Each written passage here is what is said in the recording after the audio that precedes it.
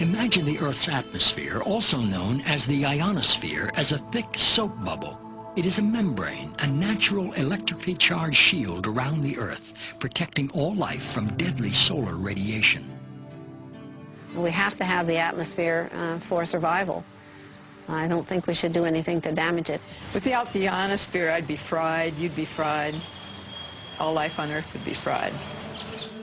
In 1912, Nikola Tesla, a visionary genius, saw ways to tame the sky, to make the atmosphere glow. He developed alternating current, high-frequency radio technology, and free energy. He experimented with both high and low frequencies and electromagnetic waves. He envisioned altering the weather and creating shields around the Earth to protect us from missiles, and he claimed he knew how to split the Earth in two. In 1985, Bernard Eastlund applied for patents that could make some of these ideas real. Many claim that these patents have become the blueprint for HAARP, High-Frequency Active Auroral Research Program. ARCO originally approached me in 1984 to find a use for the natural gas on the North Slope of Alaska, which they could not sell. To give you a feel for how much gas they asked me to find an application for, it was enough gas to produce all the electricity in the United States for a full year. I originated some ideas for military applications and beneficial civilian applications in which that gas would be converted into electricity and then used to power some gigantic antennas. What does HAARP do? HAARP is a large antenna where we beam radio frequency energy up into the upper atmosphere, and we create on a small scale what the sun normally does. And the reason we're trying to do this is because when you have disturbances in the ionosphere, we can't communicate with our satellites. HAARP began with a congressional insertion in the appropriations bill of fiscal year 1990. In essence, Congress directed the Defense Department to explore the potential for using the auroral regions for improving communications and navigation and surveillance. From there, the assignment came that the Navy and the Air Force were to manage the program. It is people from those two organizations that have worked together for the past 7 years. Applications discussed in the patents included destroying missiles. Communications control and disruption were included. There were some other ideas both to possibly modify weather and finally to lift a portion of the upper atmosphere further out into space where hopefully it would be able to deflect missile trajectories. What we do by beaming up radio frequency up into the ionosphere, that radio frequency, when it hits molecules of atmosphere, it tends to make the subatomic particles inside move faster, and that increases their temperature. So you can bring their temperature up to 1,600 degrees or so, which is normally what the sun does to those particles at that atmosphere. The ionosphere of the Earth has got enormous amount of energy. There are 8,000 thunderstorms going on all over the Earth at any given moment. There are millions of amperes of electricity pouring to the Earth from lightning strikes, and HAARP could create a trigger effect. In 1983, I did radio tomography with 30 watts, looking for oil in the ground. I found 26 oil wells over a 9-state area, and 100% of the time was accurate with just 30 watts of power beaming straight into solid rock. HAARP uses 1 billion watts beamed straight into the ionosphere for experiments. Picture these strings on the piano as layers of the Earth. Each one has its own frequency. What we used to do is beam radio waves into the ground, and it would vibrate any strings that were present in the ground. We might get a sound back like, and we'd say, that's natural gas. We might get a sound back like, and we'd say, that's crude oil. We were able to identify each frequency We accomplished this with just 30 watts of radio power. If you do this with 2 billion watts, the vibrations are so violent that the entire piano would shake. In fact, the whole house would shake. In fact, the vibrations could be so severe underground that could even cause an earthquake. While we feel that HAARP is a unique facility, it's not the only one like it in the world. HAARP has some capabilities that we feel are better than some of the others. You can change the frequencies. You can shift the beam so that you can move it from one part of the ionosphere to another, and it has quite a bit more power than some of the other facilities throughout the world that are doing the same kinds of research. I chose what's called a phased array antenna for the patents because it can be aimed. Picture holding your microwave oven in your hands with the door open. Then you can move it around and send those microwaves different directions. And for these applications where I wanted precise control of where the power was, I felt that was the best type of antenna to use. And that is the kind that HAARP has built. What we can do with an antenna is change the portion of the sky into which we insert the energy. HAARP can create some of the effects that the sun creates that are similar to the aurora borealis.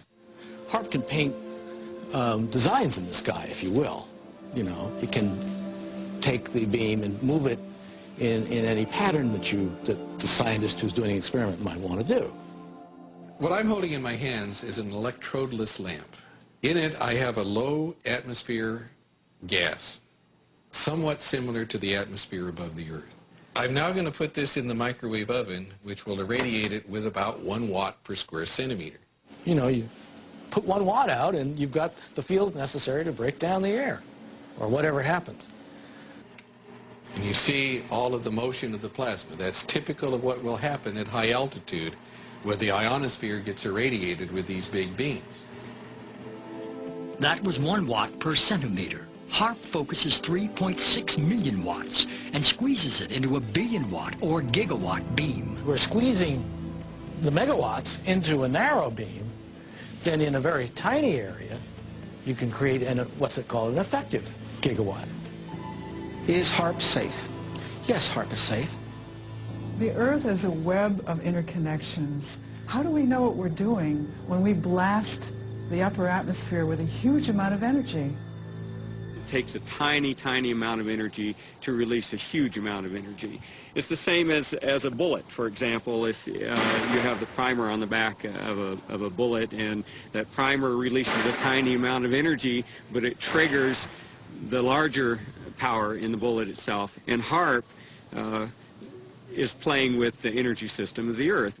In the HAARP program, we have, I believe right now, 18 different colleges and universities that are working the program with us. University scientists are interested because they're studying science, and this is a major effect on the Earth, and so they want to know more about what it is and what it does. HAARP has no effect on the Earth. HAARP began in the 1980s, and we were just beginning to learn about chaos theory, how a tiny stimulus can change the dynamics of a living system like the human body or the whole living Earth. I don't think the people who developed HAARP were even aware of that science or its impact in the life sciences.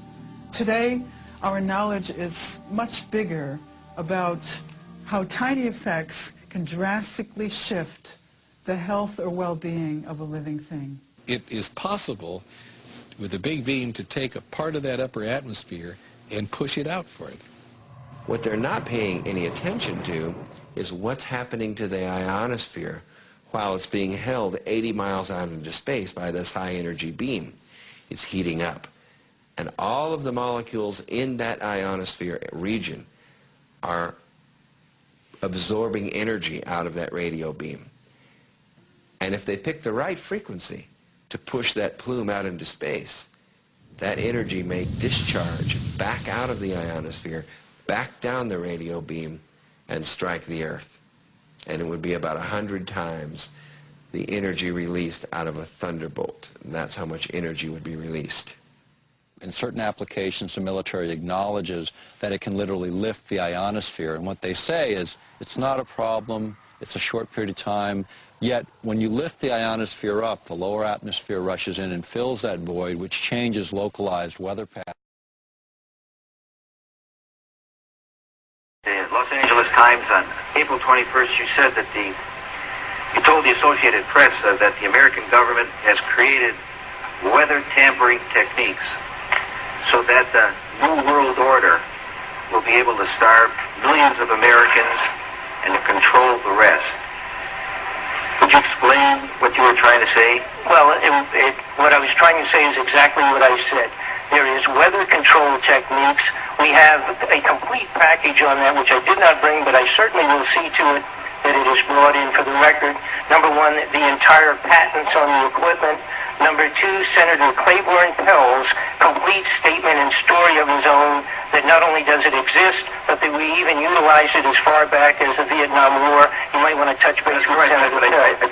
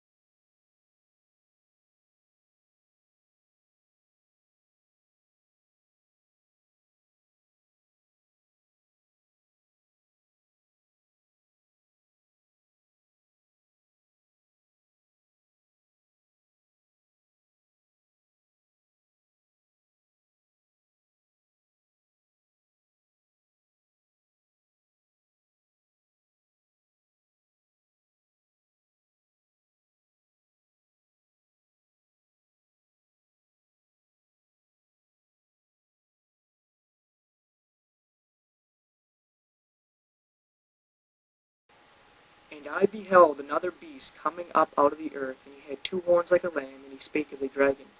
And he exerciseth all the power of the first beast before him, and causeth the earth and them which dwell therein to worship the first beast, whose deadly wound was healed.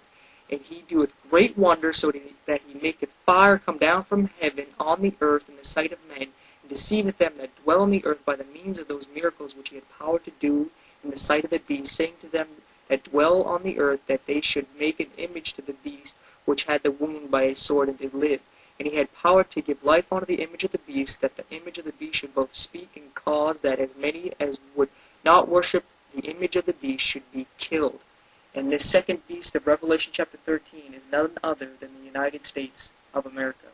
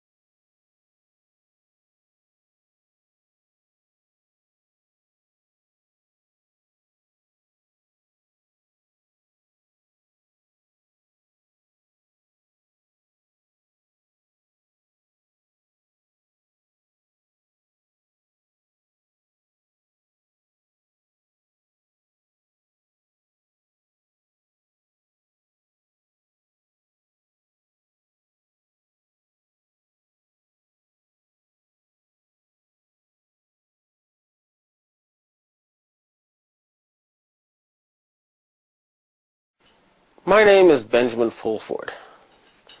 I used to be the Asia Pacific Bureau Chief for Forbes magazine. My involvement with the secret government started this spring when I interviewed former Finance Minister Heizo Takenaka. Dragon's Den.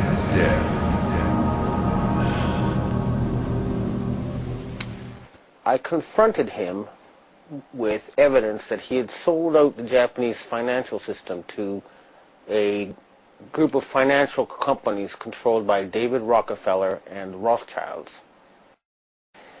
The very next day, I got an email from someone who said he was introduced by Mr. Takenaka and he wanted to meet somebody. The person I met gave me this Freemason badge, and he said to me that he was a professional assassin and that I could either stop exposing people, or no, he said I could either continue exposing people and die at the age of 46, or I could become basically finance minister of Japan. Now I have all this proof on tape and video. This is apparently what happens to a lot of people on this planet. They get to a certain level and they're told either you join us or you die. And most of them join them, and that way they get the elite in their pocket. And that's the secret of their control. In my case, I would have probably had to do that too. Although, once I realized I had met an honest, genuine, high-level Freemason who told me there were 13 levels of Freemason above the 33rd degree, and that these people were God. There was no God, they were God. So I asked them about their plans to kill people, and they said, yes, there are too many people on the planet. We need to get rid of several billion. And war doesn't seem to work, so we're going to use disease and starvation. Now, I don't know about you, but I couldn't live with something like that. And my first thought was I'll have to pretend to join them and try to, throw them over from the inside. And I suspect a lot of the people inside those groups have the same feeling. They hate being there, but they're scared. But they'd love it if these guys were overthrown. So you got to remember, not everybody in the secret government is evil. In fact, I'd be willing to bet a majority actually want to do good things for the planet, but they're scared. The very next day after I got this threat and offer of a bribe from the ninja, well, the guy who described himself as a ninja, a Chinese secret society contacted me. It's actually an Asian secret society. It's not Chinese. It's Japanese, Korean, Vietnamese. It's all of Asia. And they offered me protection. And this is their booklet. One of them. This is the booklet of the other. Now, people who know will know this is real. They have 6 million members. More, actually. Including 1.8 million gangsters and a lot of very intellectual people. They can mobilize all public opinion in Asia. So, with their protection, I continued exposing David Rockefeller. And earlier this year, I issued an ultimatum on rents.com. The answer to the ultimatum was that the self-described assassin told me there would be an earthquake in Niigata Prefecture, Japan. And 2 days later, there were, on 2 consecutive days, earthquakes right on top of Japan's largest nuclear power plant. And I'll try to present this to people in the future. There was video taken of a ball of plasma in the atmosphere above Niigata on that day. His answer was to hit a nuclear power plant with an earthquake machine and kill innocent people.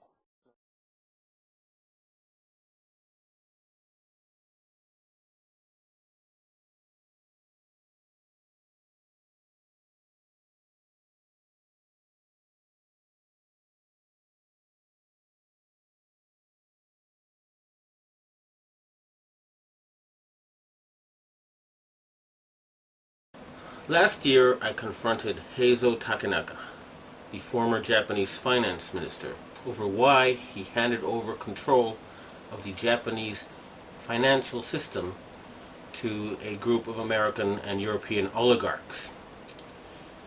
He and his envoy told me that it was because Japan had been threatened by an earthquake machine. I did not believe it at the time.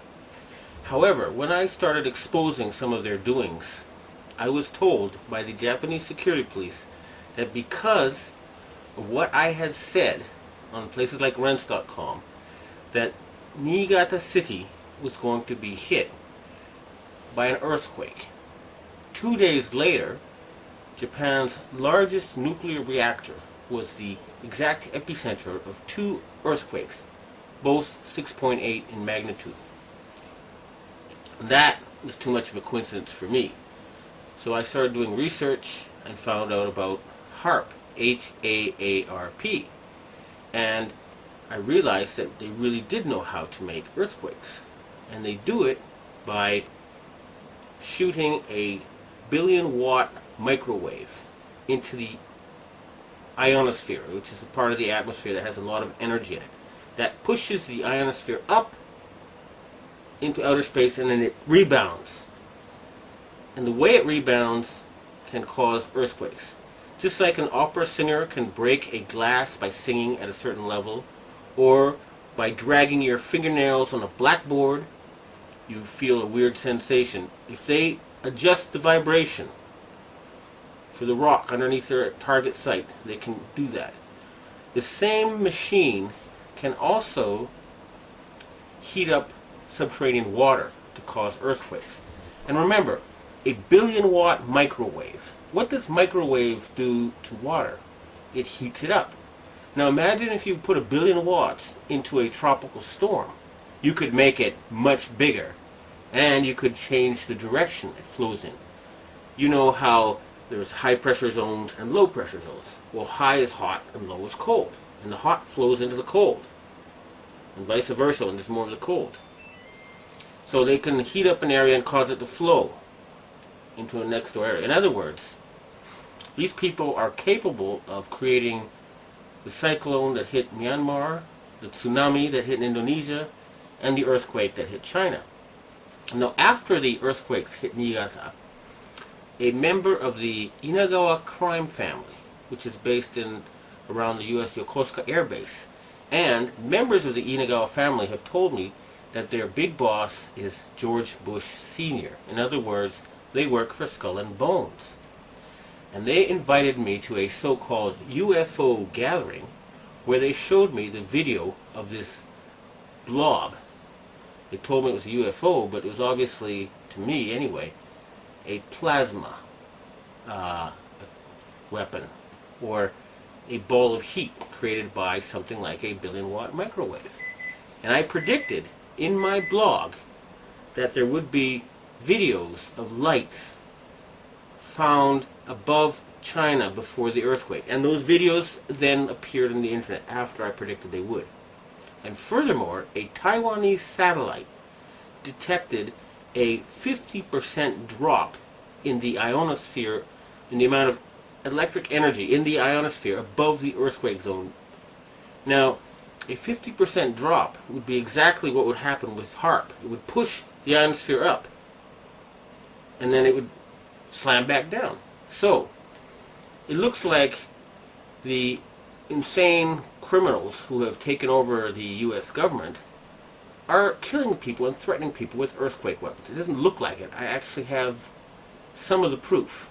And I want to ask the governments of China and Russia and Japan to reveal to the world everything they know about these weapons and the use by the American forces. I would also like to ask the loyal Americans and the patriotic Americans in the Air Force to please bomb the power generator of the HAARP stations in Greenland and Alaska so they can stop this mass murder. They've already killed 500,000 people. If we find out that the tsunami in Indonesia was caused by them, and there's a good chance because the earthquakes seem to be politically timed. They asked the Indonesian government to open the Straits of Malacca and to join in the fight against terrorism, and they refused. What happened? There was a tsunami, and suddenly they cooperated. In Myanmar, they were about to have an election, and immediately before the election it came. And guess what? Just conveniently, the U.S., British, and French navies are standing by with food supplies. It should take a couple of weeks to get there. What were they doing there already? And China had just succeeded in getting India to join with Russia and Brazil and other countries to join the Shanghai Cooperation Agreement or to cooperate with it. And Japan just had a very, very friendly summit meeting with China where the emperor met the Chinese leader 3 times. President Bush has not met the Japanese emperor in 8 years. Okay? So in other words, the United States is becoming isolated. And instead of being the policeman of the world, they have become the criminal of the world, the gangster of the world, the bully of the world. They have been taken over by madmen. And they have to be stopped. But we must not give them any excuse to convince the Western public to support a World War III. That's what they want, and they're not going to get it.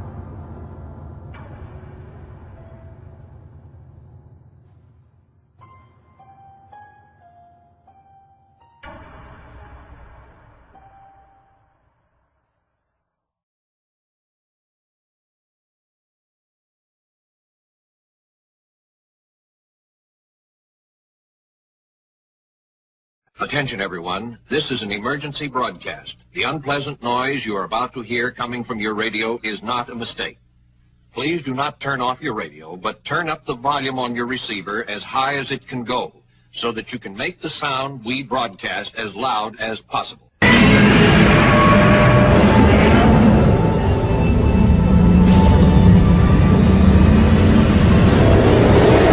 About this apparent disagreement between the U.S. and the Japanese, let's look at what the head of the U.S. Nuclear Regulatory Commission said today to Congress about one of those Fukushima reactors. We believe that secondary containment has been destroyed, and there is no water in the spent fuel pool.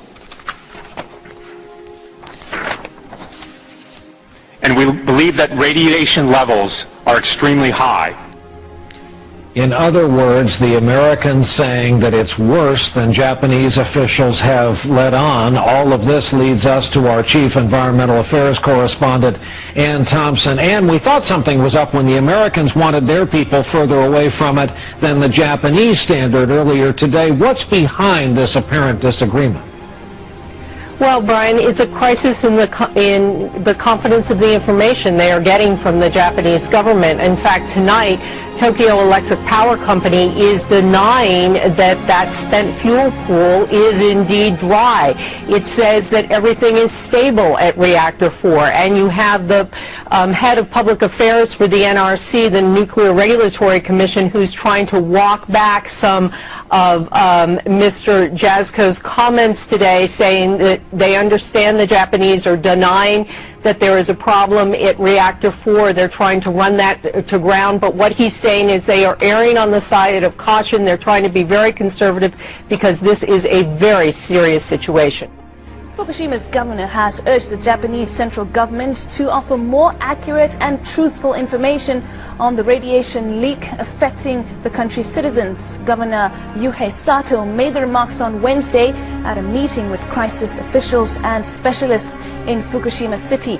The city is about 60 kilometers inland from the nuclear plant. In a makeshift command center there, hundreds of Japanese government workers, police officers, as well as others aiding rescue operations are struggling to stay on top of the devastation caused by the quake and tsunami and the looming nuclear crisis. The prefecture's governor said transparency of information is one of the key issues in the government's dealing of the disaster. I have made an urgent request to Prime Minister Kan. The government must give people in Japan accurate and truthful information on the radiation leakage.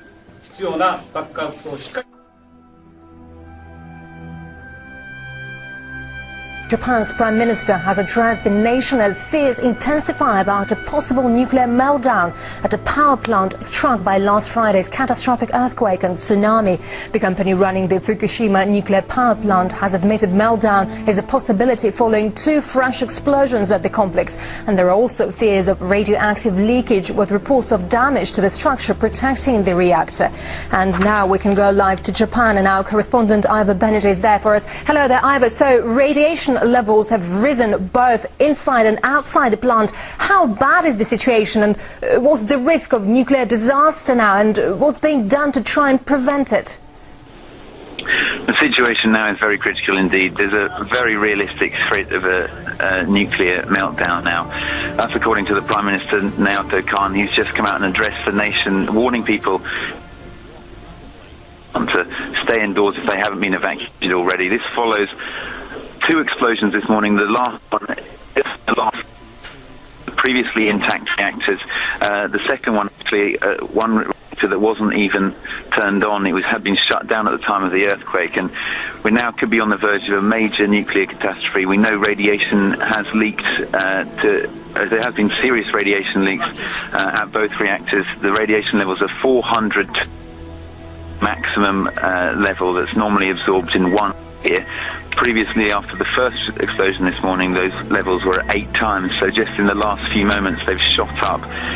And it is a very critical situation indeed. And this is the first time, actually, that the Tokyo Electric Power Company and the Prime Minister have come out to say that we could be on the verge of a catastrophe here. And there is major very realistic possibility of meltdown. So this is very significant indeed, and the situation is critical.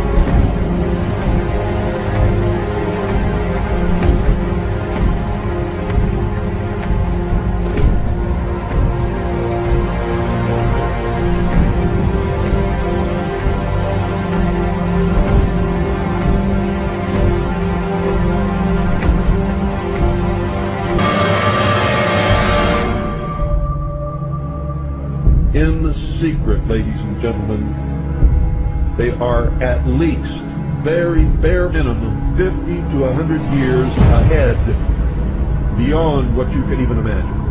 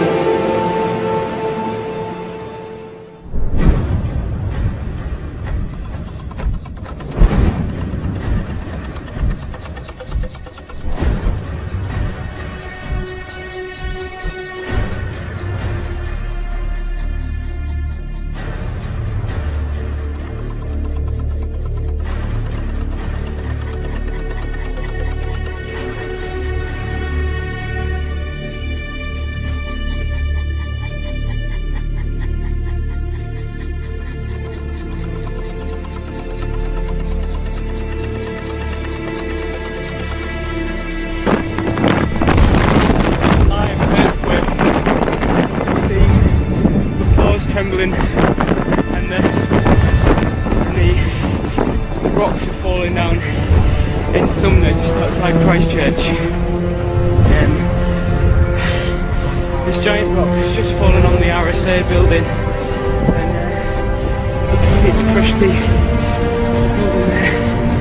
building there, and the cars.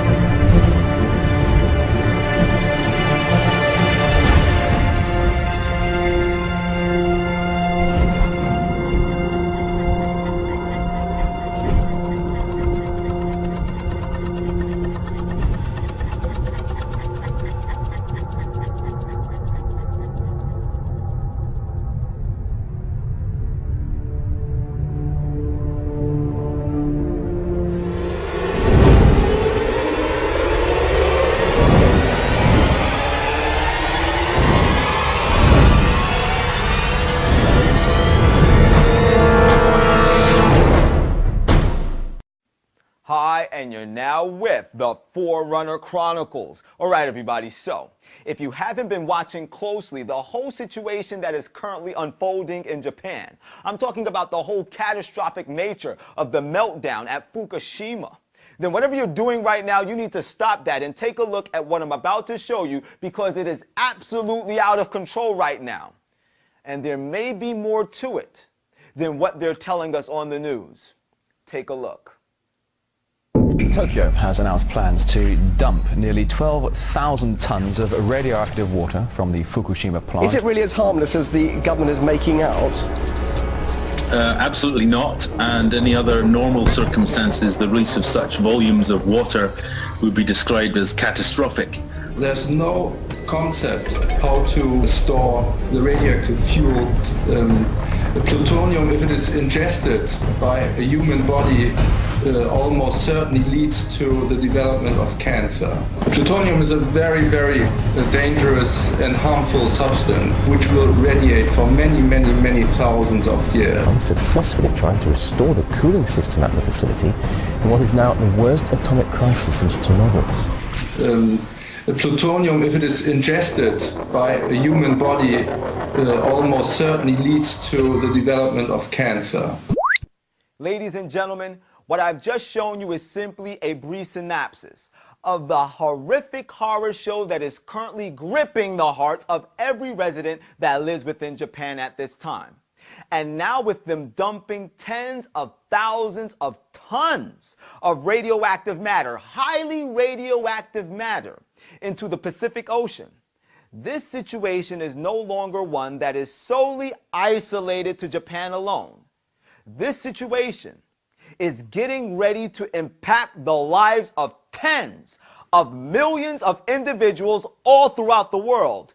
People are getting ready to come down with unexplainable, incurable health conditions, and it will be unbeknownst to themselves how this whole thing has come upon them. One day, their health was good. 3 days later, they're laid up in the hospital suffering from some deadly illness, and they will be oblivious as to how their health went south. And the reason why they'll be oblivious is because currently these individuals have been duped into listening to the peace and safety insidious rhetoric of the politicians and the scientists that are coming on the television set day in and day out, feeding us the same thing. There's nothing to worry about. This won't affect the environment. This won't affect your health. How can we listen to such lies and deception, such nonsense as this? Ladies and gentlemen, life can change in a moment's notice. Just look at what is happening in Japan at this time. This is a first world country we're talking about. One day, they're on the top of the pile. The very next day, they are scrambling feverishly, seeking for a means to stabilize their society, all without warning. But does this mean that the whole situation that is now underway in Japan was not planned? Is it possible that the tsunami that hit Japan, causing catastrophic damage to the Fukushima nuclear plant, was something that was engineered and brought about by a device called HAARP? If you're not familiar with what HAARP is, HAARP, High Frequency Active Auroral Research Program. It is a field of antennas on the ground in southeastern Alaska, so linked together as to work as one giant antenna. It's 360 antennas.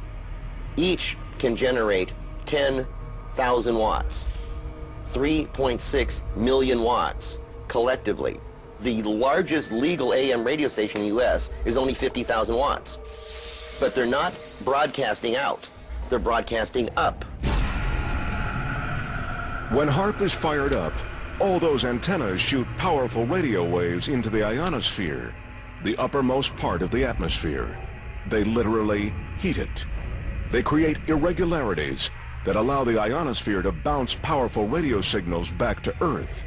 And when that high-powered beam returns back down to Earth, it not only has the ability to change the weather, and if you thought you didn't hear me right, you heard me right.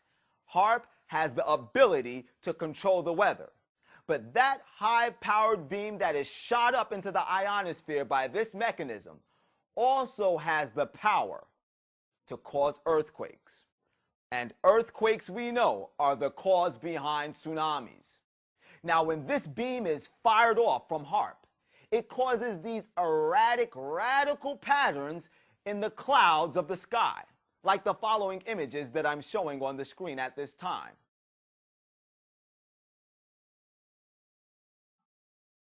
Now, I want you to compare those images that I just showed to you with the following video footage, because what I'm about to show you is actual video of Japan's sky just prior to the tsunami that hit on March the 11th, or should I say on 3/11.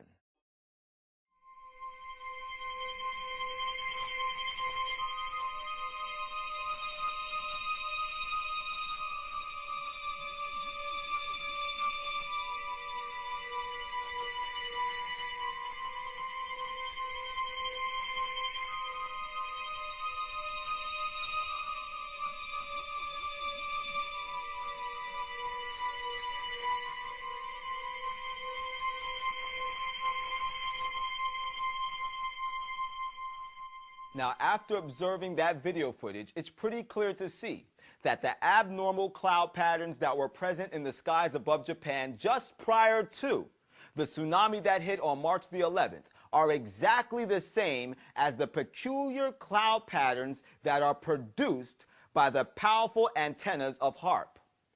But if that's true, could it also possibly be true that the government of the United States of America is responsible for creating the massive cataclysmic tsunami that hit the shores of Japan, bringing absolute destruction to everything in its path and turning their reality into a living nightmare? Could something like that be possible? How could the government of the United States of America be responsible for perpetrating such a heinous criminal act as this against Japan? I mean, before we start accusing people, there has to be seen a very clear-cut motive as to why this type of evasive action would be carried out. Some extremely clear-cut motives. Do you think it's possible that the government of the United States of America is familiar with the fact that Iran's biggest export is oil? Oil makes up 96% of Iran's exports. And out of that 96% of Iranian oil that is exported, Japan is responsible for purchasing 12% of that Iranian oil at a whopping $12.7 billion. And those are the old statistics from the year 2007, making Japan one of the largest, if not the largest, importer of Iranian oil. And you know, it takes billions of dollars to develop a feasible nuclear program, a feasible Iranian nuclear program, which the government of the United States of America is dead serious about bringing to an abrupt stop. Do you think our government is familiar with this information that I have just shared with you? Or how about this information? In the February 25th, 2010 publication of the Tehran Times, it is stated that Iran's nuclear program will follow the Japanese model, according to Iranian Representative Ali Larijani. Then, in another notable publication, Japan Today, in June 2010, the Iranian Vice President Ali Akbar Salih is stated as saying that Iran expects Japan to fulfill its promise of helping it to build nuclear power plants. He also stated that Tokyo was so keen for nuclear cooperation with Iran, especially in the construction of new power plants, that it asked Iran not to act hastily in signing contracts with other countries. Now, if you take all of that information collectively, we have more than a substantial reason as to why the United States of America would want to perpetrate such a heinous criminal act against Japan. But that's just me pulling a wild card out of my deck. It might not mean anything whatsoever. But speaking of cards, are you familiar with the Illuminati card game? The same card game that years before it transpired was able to mysteriously predict that the Twin Towers as well as the Pentagon would be stricken by terrorist actions. Uncanny, don't you think? Well, in that same card game, there's an interesting card called Combined Disasters.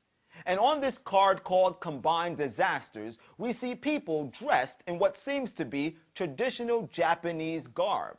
And then in the background, we see a clock tower. A clock tower that bears an uncanny resemblance to the Waco clock tower located in Giza of Tokyo. And if that's just not uncanny enough for you, look at the hands on the clock. The little hand is just about on the number 3. And the big hand is smack dab on the number 11. 311. Ladies and gentlemen, what you choose to do with the information that I have just shared with you, however you choose to react to all of this information, I leave that solely up to your discretion. But one thing is certain. In the Bible, in the book of Isaiah, chapter 24, starting at verse 4, we are told, "The earth languisheth and fadeth away. The world languisheth and fadeth away. The haughty people of the earth do languish. The earth is defiled under the inhabitants thereof, for they have transgressed the law, changed the ordinance, and broken the everlasting covenant." Everybody knows that the world as we now know it is rapidly fading away. Everybody has now seen a haughty people, a proud nation, a first world country, Japan, brought to its knees without a moment's notice. And whether or not you choose to believe that HAARP has anything whatsoever to do with the defiling of this earth at this time, one thing you do know for a fact is that right now in Japan, there is a radioactive chemical dumping frenzy that is taking place that is corrupting and polluting and defiling the waterways of our world. And as a result of these present activities, people all across the world, tens of millions even, are getting ready to suffer from cancer, like the common flu. And that's no joking matter. And you shouldn't be shocked or amazed at this information, because the Bible has already warned us that this would be the state of affairs that we could look forward to just minutes before the conclusion of this earth's history as we presently know it. This is what Jesus told us in the book of Matthew, chapter 24, starting at verse 7, which says, "For nation shall rise up against nation, and kingdom against kingdom, and there shall be famines and pestilence and earthquakes in diverse places." Whether you've read the Bible or not, whether you believe in Jesus or not, I'm almost 100% certain that you have heard someplace by some means that just before the world comes to an end, there'll be earthquakes happening in different sectors all throughout the globe. Whether you believe in the Bible, read it or not, believe in Jesus or not, I'm almost 100% certain that you have heard that there will be pestilence, disease happening in epidemic proportions all throughout the globe just before the end of this world. And that is exactly what we see unfolding at this time right before our very eyes. And the Bible tells us in the very next verse, in Matthew 24 and verse 8, "And all these are the beginnings of sorrows."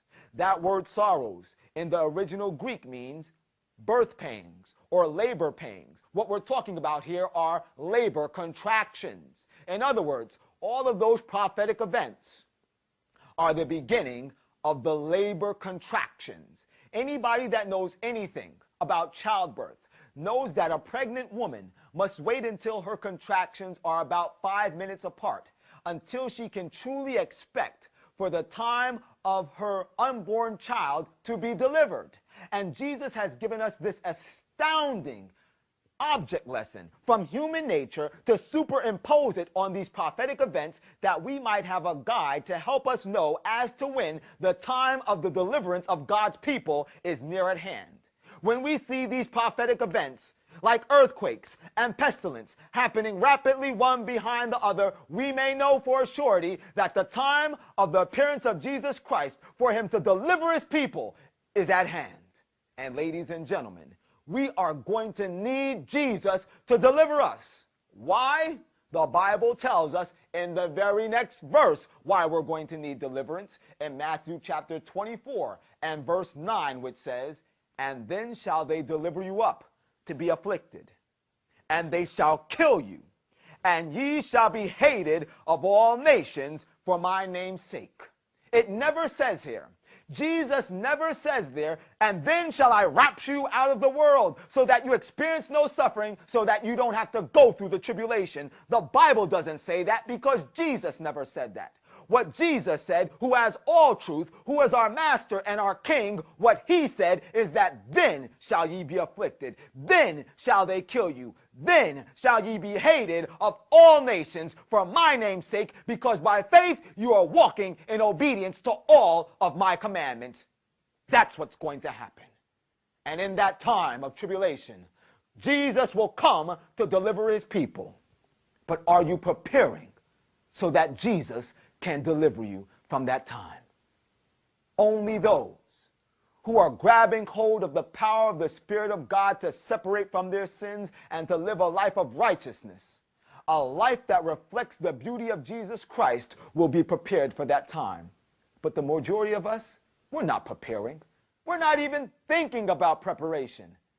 Most of us won't even begin to think of the thought of preparation until calamity, like a ferocious monster, comes kicking into our bedroom and pushing us off of our mattresses of self-deception so that we wake up. Are you going to wake up in this time of preparation? What are you going to do? You know what most people are doing? The Bible tells us in the book of Isaiah chapter 23, starting at verse 12, which says, "And in that day the Lord God of hosts called for weeping and mourning, for baldness of head and girding of sackcloth, and behold, slaying of oxen, killing of sheep, eating of flesh, and drinking of wine. Let us eat and drink, for tomorrow we die." Do you know what God was telling us in those two scriptures? What he was saying here is that in the time in which he himself is calling for humanity to repent from our sins, to turn away from our adultery, to turn away from our fornication, to give up our lying, our stealing, our cheating, to give up our homosexuality, to give up our masturbation, our drug abuse, our alcohol abuse, to give up our gossiping, to turn away from every hereditary and cultivated tendency to sin, to repent from these evils. In that time, instead of doing this, most people are saying, "Let us eat and drink, for tomorrow we die. Let's live a prosperous lifestyle. We need to be happy in this world. We got to occupy until he comes, you know. Let's get bigger houses, more fancy cars. Let's get a bigger screen TV than the big screen, flat screen TV that's already on my big wall, so that I can have a bigger casket to die in." That's what people are doing right now. Let us eat and drink, for tomorrow we die. That's right, we're all going to die one day if Jesus doesn't save us before then. But ladies and gentlemen, death is not going to save you from the judgment. The Bible clearly tells us in the book of Hebrews, chapter 9, starting at verse 27, "As it is appointed unto man once to die, but after this the judgment. So Christ was once offered to bear the sins of many, and unto them that look for him shall he appear the second time without sin unto salvation." Yes, we all must die, but after that we all must stand in the judgment of God. Whether living or dead, we will all face the judgment of God. When your name comes up in judgment, how will you stand? Will you be given the crown of life? Or will you have to experience the destruction of eternal fire? The choice is yours, you know. Ladies and gentlemen, this is a serious situation. Are you truly looking for the second coming of Jesus Christ? Do you truly desire to be saved out of this perverse world? Well, the Bible tells us in 1 John chapter 3 and verse 3, and every man that hath this hope in himself purifieth himself, even as he is pure. Are you seeking to surrender your heart to God so that he can purify you, so that you can be pure just like him? This is why Jesus came, to save us not from some of our sin, but from all of our sin. That's what the Bible tells us in 1 John 1 and verse 29. And the next day John seeth Jesus coming unto him and saith, Behold the Lamb of God, which taketh away the sin of the world. Jesus wants to cleanse you of your sin. He died so that you might experience his eternal life. He doesn't want to spend eternity without you. If you lose out on eternity, it's because it's your personal decision. Ladies and gentlemen, it is time to prepare now, because very soon they're getting ready to play this card out of their deck. And when they play that card, the Bible tells us in Revelation 13 and verse 8, and all that dwell upon the earth shall worship the beast, whose names are not written in the book of life of the Lamb slain from the foundation of the world. If you have not separated from your sins through faith in the cleansing power of the life of Jesus Christ, you will worship, you will pay homage, you will bow down to the beast, and you will receive his mark. The choice is yours. This is the Forerunner. And as always, whether you like it or not, the truth is the truth.